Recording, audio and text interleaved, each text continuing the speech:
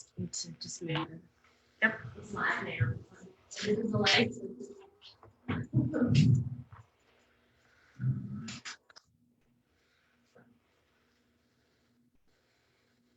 Shit.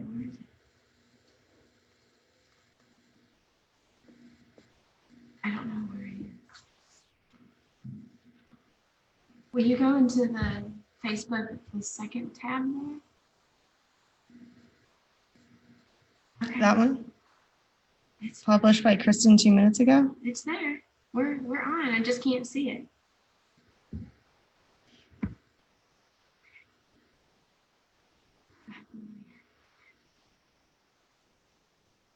We gotta make sure. Live video interrupted. I am. Okay, we're good. I think we're good. So we're trying something new today. If you can see that we've got two different cameras going, and we are using Zoom as our second outlet for the hands-on camera here. So there is a 20-second delay. So that's something we're gonna have to just see how it goes. For us, it should be good, and then we'll just follow up with you guys as we go. But what does it keep saying? The broadcast has been paused. It should resume. Okay. We keep getting a interruption note occasionally, so we're just gonna go and see how it goes. Okay. We've got 10 people so far. Okay. Cool. So the way it looks from my perspective is a little bit different from how it's looked in the past. What we're gonna do is try to take those questions towards the end like we did in our last episode and go from there. So, okay, we've got 11 people, 12 people. Okay, all right, I'm gonna go ahead and get started. So, hi everyone. Thanks for joining us again for episode 4 of the Atlanta Community Food Bank's Quarantine Kitchen Back to Basics Cooking Series. So today I am talking all about fresh peaches because it is peach season. So I wanted to share a little bit of nutrition information about peaches, how to cut them, and then a couple of different ways to use them in sweet and not so sweet ways. So the first thing I wanted to show you and talk about is the different, like 2 main types of peaches that you can find out in the world. So some peaches are called clingstone and some are called freestone. So the stone portion is referencing the pit on the inside. So clingstone peaches, the flesh of the peach is attached to the pit and it doesn't come off very easily. For freestone peaches, as soon as you cut it in half, it will open and the pit will fall out. So generally, freestone peaches are a little bit larger than clingstone peaches. This is a clingstone peach, so I'm going to show you how to cut that. So the way that I like to do it is similar to how you cut an avocado. So I'm going to sit it flat on the cutting board, and then I'm going to put my knife in it and rock it until it touches the pit. And so it stops when it touches the pit. So that I'm just going to roll the peach around. So the way I like to do it is take the sides that are stuck to the pit, and I'm just going to kind of pull it apart. That came apart very easily, which is not always the case. I'm going to go ahead and pull out that second part. Cool. Very, very straightforward. That was a good peach. Okay. All right. Sorry about that. Okay. So depending on how you want to eat or prepare your peach, you can keep it in quarters like this, or you can cut it into thirds, and then you can dice it up, which is the way that I cut it for the 2 recipes that I am going to make today. So I've got 3 little individual slices from the 1/4 of the peach. And all I'm going to do is take those and cut it into little bite-sized pieces. you're probably wondering, what is she gonna make with these peaches? So I've got one savory recipe, one sweet recipe, and then something that's very straightforward and doesn't require any cooking at all. So I'm gonna leave out the most simple one for the end. So this is one of our food bank favorite recipes, and it is peach salsa. So basically all you do is substitute the tomatoes from a traditional salsa recipe with peaches. So there's no tomatoes in this recipe, but adding the savory flavors of the onion and the cilantro, as well as the garlic and jalapeno to make it a little spicy is gonna make it savory, but the sweetness of the peaches is really gonna come through. So for this recipe, I've got about 4 peaches diced up, like I just showed you. This is about half of a red onion, so I'm gonna go ahead and add that to my peaches. So you can add as little or as much onion as you like. I like to add the red because it adds another pop of color. I've got about 2 cloves of garlic and half of a jalapeno. I removed the seeds and the pith, the white part on the inside of the jalapeno, to make it be a little less spicy. So if you like it to be super spicy, keep that pith and the seeds, and you're gonna get all of the heat. So I'm gonna go ahead and add my garlic and jalapenos. There we go. Okay. So another ingredient here that is like, you either love it or you hate it, is cilantro. So for some folks, they are going to taste a soapy flavor from the cilantro, and that is purely based on genetics. So don't think that you're weird or anything like that because you don't like it. It's truly your genetics and you have no control over it. Okay, so this is about a cup of cilantro. I'm a huge cilantro fan, so I use as much as possible in my food. It's really bright and fresh, and it adds just a really fresh component to the salsa. So here you go. Got my cilantro. And then last but not least, the thing that ties it all together and really makes it salsa is lime juice. So when it comes to lime juice, you're going to use as little or as much as you like for your taste. So for me, I like really sour flavors. So I'm going to use just about all of this. But what I recommend doing is starting with a little bit and then adding more as you after you taste it. So once you taste it, you'll know if this got enough of the sour bite that you're looking for. So I'm just gonna add it all. I said I love it, so I'm just gonna do that. And so all you gotta do is give it a good mix now. My bowl might be a little bit small, but that's okay. We'll make it work. Okay. So we've got all of our ingredients here, and it looks beautiful. You can see it. It's super fresh. It's really great to eat the next day. The peaches are going to get softer because they're sitting in the acid of the lime juice. And then the flavors are going to meld together really well. With just about anything that you make, leftovers are generally better the next day because all the flavors get to marry each other and be delicious. So that was our simple peach salsa. Okay, so the next thing that I'm going to make is a peach crisp. So this is going to be our sweet recipe for the day. So I'm just going to shift this over here and then grab my ingredients for my crisp.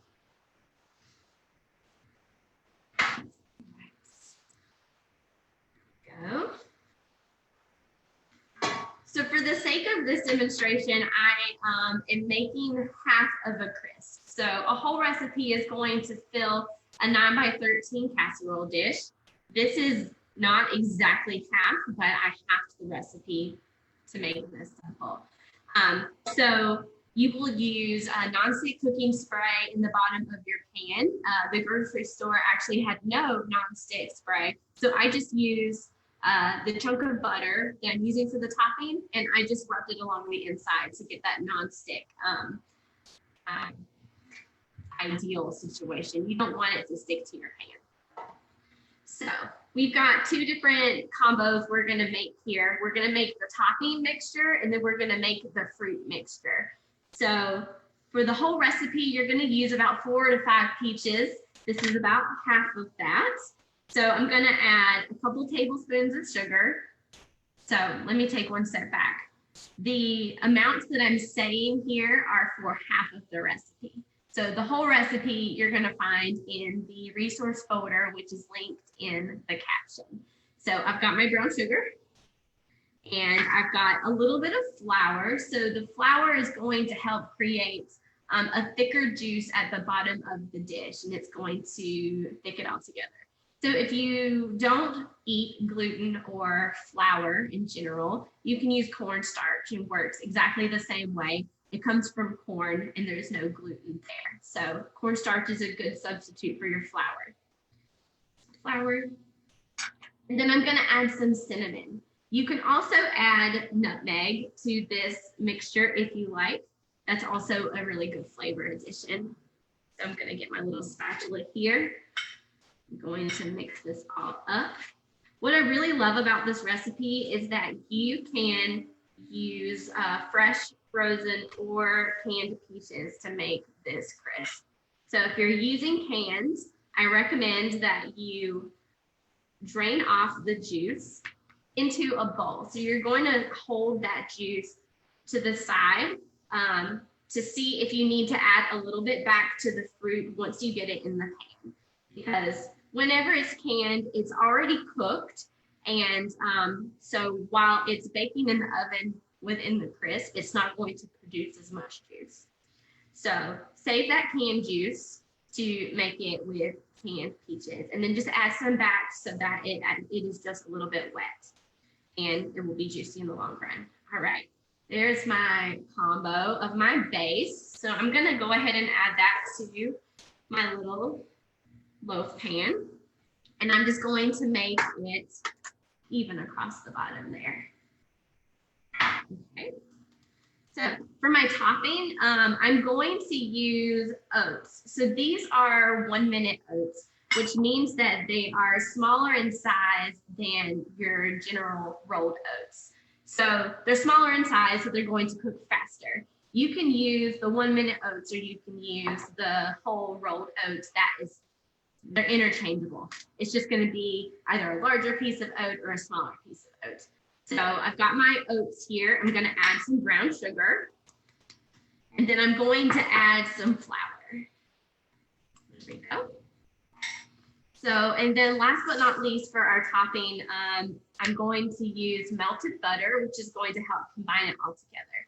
So I'm going to go grab that from the microwave real quick.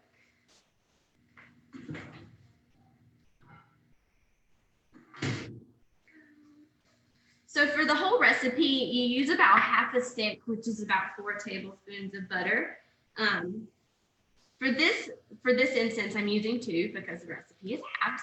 It may not look like enough, but just keep working it all together until everything is combined and has touched the butter. So it's going to look a little bit crumbly. I'm going to add just a pinch of salt, which is going to pull all of the flavors together. So here's my melted butter. Pour that.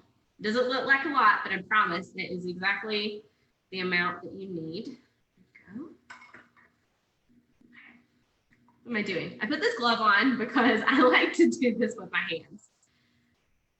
Because whenever you use your hands, you can feel once it has combined all the way and it's starting to crumble the way you want it to as a nice yummy topping.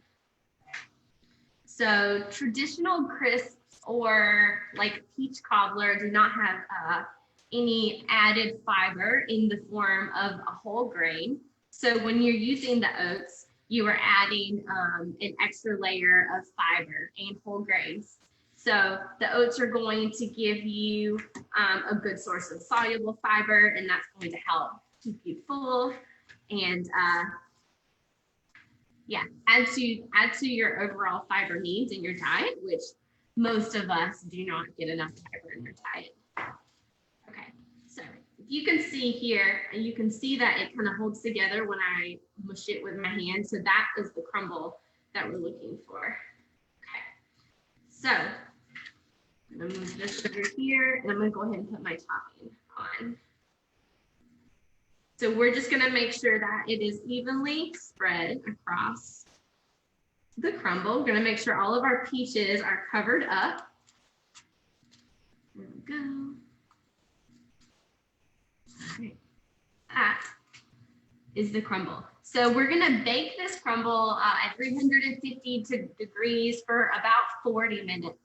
You're going to know that it is ready when you can start to hear it bubble in the oven, but also open the oven and take a look at it and see if you see any fruit juice bubbles along the edge of the crust. That's going to also help you know when it's ready. So ovens do fluctuate a little bit with temperature. So if you take a peek at your crumble and it looks like it is starting to get a little too brown across the top, just take a piece of foil and fold it in half, enough to just slide into your oven and cover the top. You don't have to tuck it around the edges. We just want it to form a barrier between the heat and the crust so that it doesn't burn on the top, but continues to cook through. So you probably want to know what this looks like when it's finished. So I'm gonna put this one in the oven, and like all good cooking shows, I have one that's already ready to show you.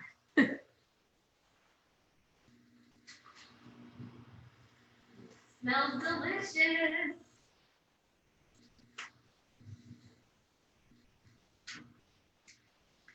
So like I would love for you to be able to hear this, but it's got this perfect little bubble situation going on. It sounds amazing. So that is how we know that it's done. Actually, Joy, could you bring me a bowl? I did not think about a serving bowl to show you what our final outcome is for the crisp.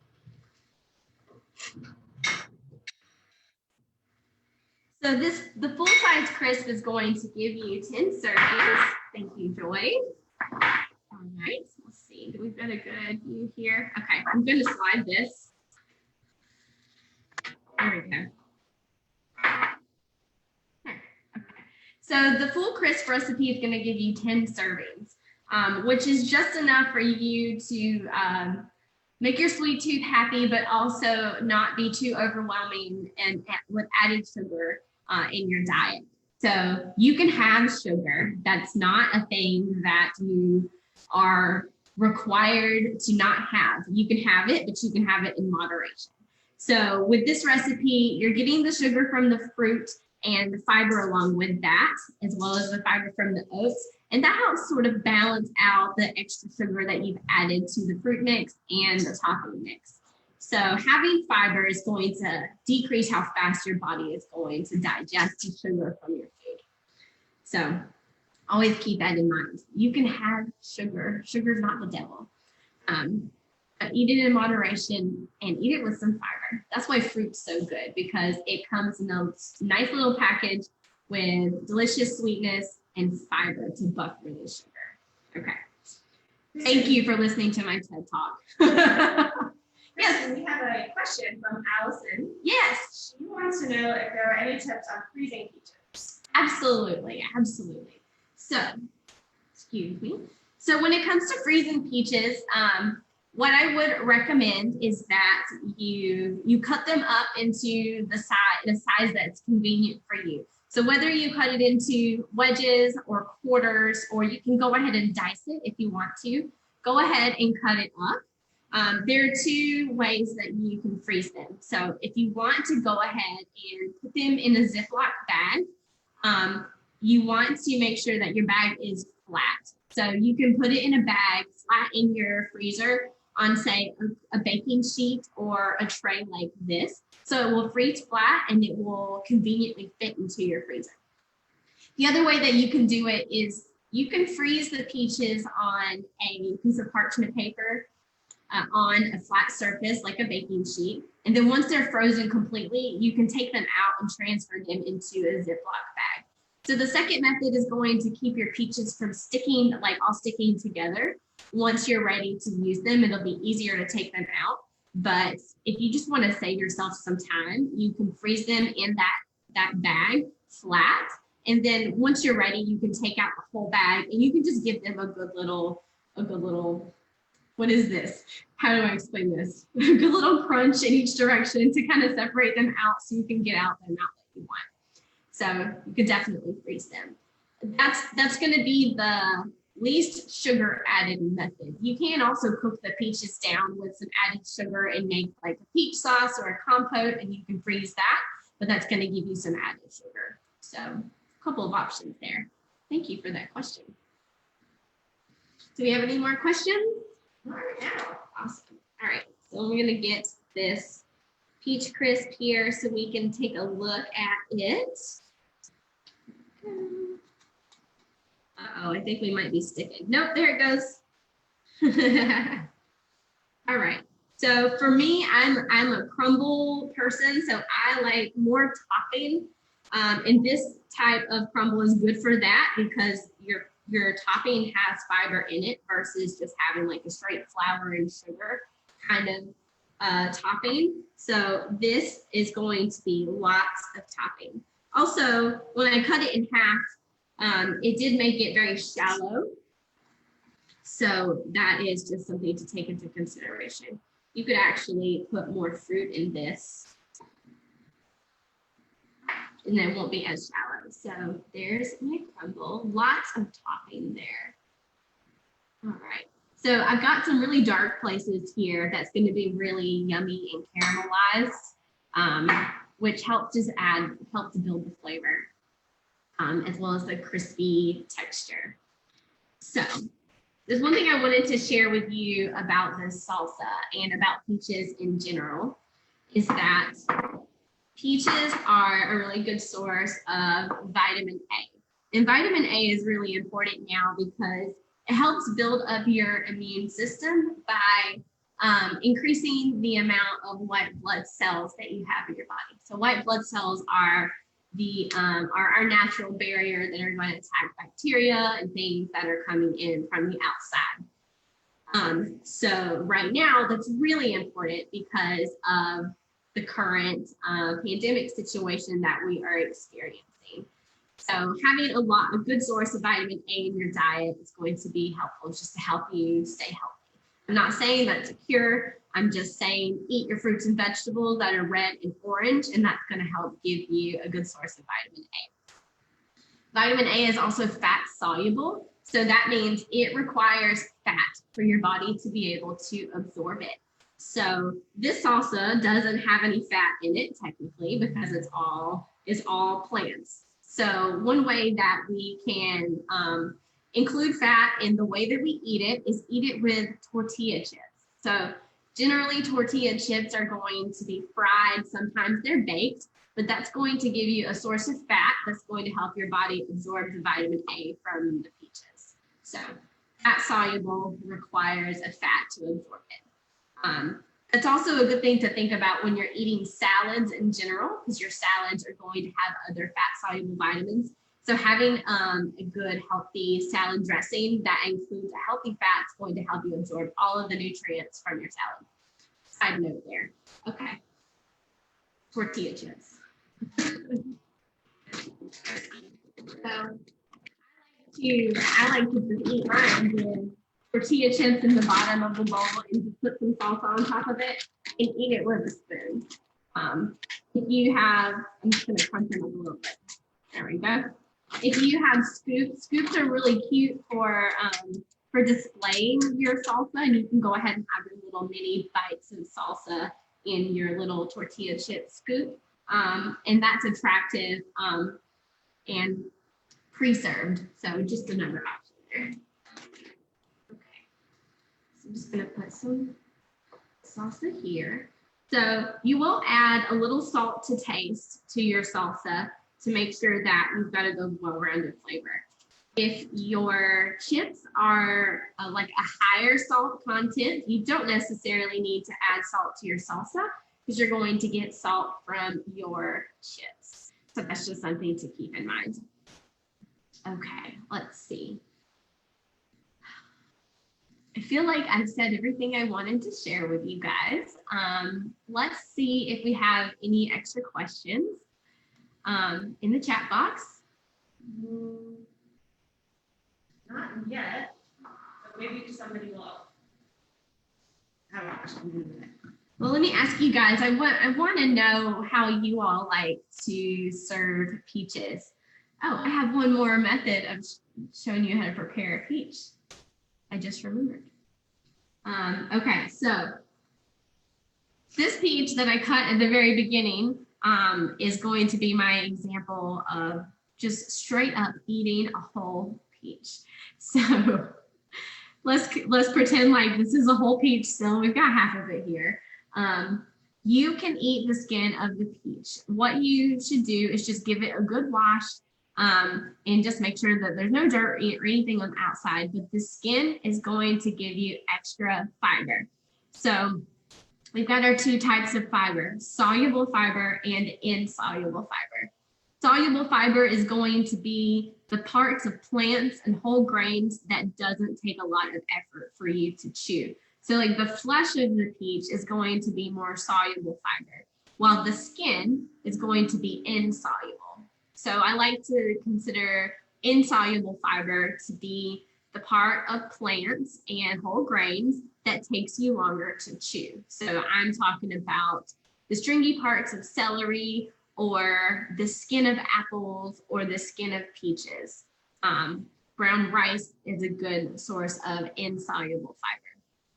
So they work differently in your body, but they all have the same goal to make sure that your digestive system is running smoothly and is clean consistently. So having enough fiber in your diet is going to decrease your risk for colon cancer in the future and just generally make your gut health a lot happier. So with that, I'm just going to take a nice bite out of this peach and just count it.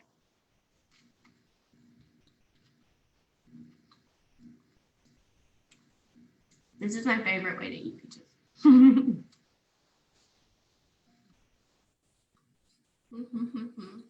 We have some other ideas of ways to eat peaches from the comments. Veronica says her favorite is to grill peaches. She says very easy, but very tasty. That sounds amazing. That does sound amazing. You can imagine it like being caramelized with the heat, making it delicious. Thanks for sharing, Veronica. Yeah, and then I said that I like to add peaches to my cereal in the morning or to oatmeal. Or my Also yogurt. really good. Yeah. I love that. One thing that I didn't say is that it's hot outside. So peaches are very hydrating. If you just have an issue with getting enough water, which I'm going to admit that is me, you can get water from the foods that you eat. So if we can compare the water content of peaches and watermelon, they are right next to each other. Watermelon is like 90% water and peaches are like 88% water. So you're getting a really good source of water to keep you hydrated, but also electrolytes and all those extra vitamin minerals that are involved. So if you're really hot and you can't get yourself to just drink that glass of water, eat a peach. It's not exactly the same, but it's going to benefit you either way. Survey. Yes. Okay. So in our last episode, we introduced our survey at the end of the filming. So we've got a survey this time around to get some feedback from you all about how you felt about peaches before you watched the video and any feedback that you would like to share, as well as things you would like to see going forward. So if you have 2 seconds of your time, it's only 5 questions, mostly multiple choice. If you could please fill out that survey, it will benefit us in the long run to make sure that we're serving you in the way that you would like to be served. So that link is going to be added in the chat box by the fabulous Joy. Would also like to remind you that you can find the recipes for the peach salsa and for the peach crisp in the resource folder that is linked in the caption above. So that's bit.ly/ACFB nutrition resources. You're going to look in the cooking videos folder and then the episode 4 folder, and you'll find everything related to peaches there, including the survey. So if you miss out on it now, you can find that survey in that resource folder. And there was one more thing I wanted to say, and I lost it. So with that, thank you so much for tuning in today. If you have any questions or concerns, you can drop them in the chat box or fill out that survey and let us know what we're doing well and what we can do better. Also, let us know how this second camera situation worked out. We're actually really excited about that. So just give us some feedback. We'd love to hear from you guys. And in the interim, be well. Okay. So I have to figure out how to stop the video now. I think I stop it in Zoom. We just do this? Yes.